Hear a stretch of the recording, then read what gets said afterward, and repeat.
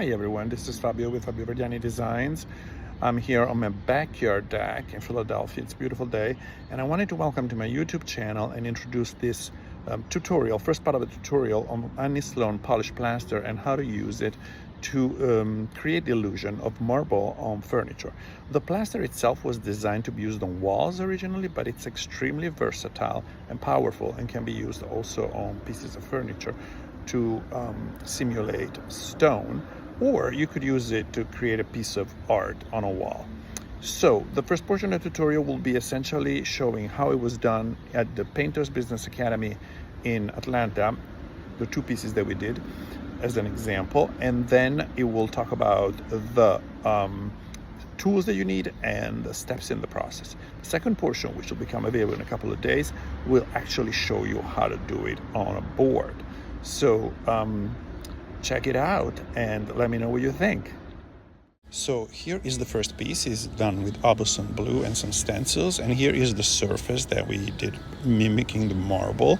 As you can see, it's very smooth, it's very marble-like. This is the second piece. It is looks slightly different, and the top was done with a slightly different technique, but also very powerful in mimicking the marble. All right, now that we have seen the effect that you can obtain with the plaster and how it is to recreate the marble, let's take a look at the tools that you need for this project. So this tutorial will be executed on a piece of MDF, a 11 by 14 piece. It's not primed, it's very smooth, but it's not primed. And I added some frog tape so that once we're done, when we pull it out, it will look a little nicer. The real protagonist of the show is the Annie Sloan Polished Plaster, which is what we're going to be using to create all the effect. Here you see some trowels. I'm going to be talking about how you're going to use them, and some palette knives. The colors in the back, I'm going to be using graphite and Paris gray because those are the ones that correspond to the effect that we saw earlier. Some sanding discs, some mixing dishes and stirring sticks, some wax, and some buffing discs. And then one thing that is not here that we will need is also an artist brush.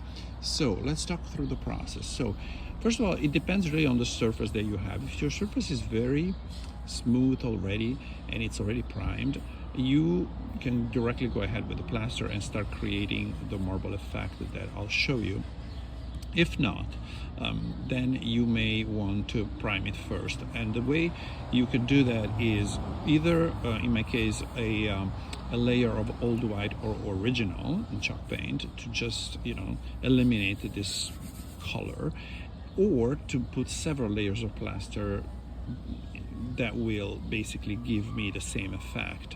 But I would recommend rather going with chalk paint because it's a pity to use the plaster for priming purposes when you can do it with the paint. So once you have created, done that level of chalk paint and plus the layers of plaster, the next step is, the second step is to start the burnishing, which I'll show you with the trowels. Now the plaster will be applied, in my case, with this trowel, which is the one that it's easiest for me for this surface. If you have a larger surface, you may want to use a larger trowel like this, or even larger if you're doing it on a wall, because plaster was really designed for walls. This smaller trowel here, or palette, I'm going to be using to pull the product out of the can and also to fix some details.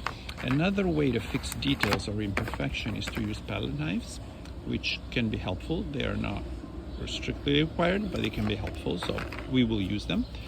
So those tools will help me distribute the plaster over the surface and also burnish it, and you will see what I mean by burnish it. Once it's burnished, I generally sand it with a 320 sandpaper. You can do it manually or with a sander, and then at that point I will have a fairly smooth surface and I can start creating my first veins. The first veins that we can be creating will be the ones that are larger and more in the background.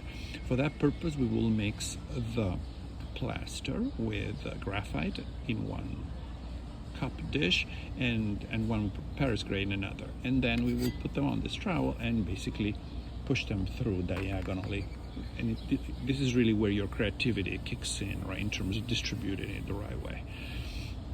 There again, we do a little bit of burnishing, and then the next step is a very important one. We're going to do another layer of plaster without color, which will help us push back those lines and tone them down a little bit and send them in the background, creating a layering effect, because marble is all about layering. Once we're done with that, we're going to pass a sanding. We're going to do a sanding with a 1000. And again, to make sure that we're all smooth everywhere.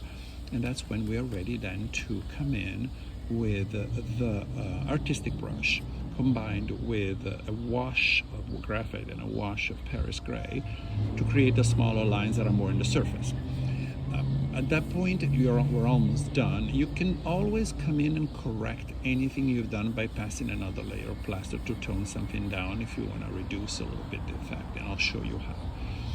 Once that is all done, you can do another pass of 1000 with the sanding, and then we can wax with Annie Sloan clear wax, which we will do using a sander as well. You don't have to. I'm going to use this buffing disc. You don't have to if you want to do it manually, but for large surfaces it's highly recommended. That is the process, so quite simple. And now we're going to go through each step together.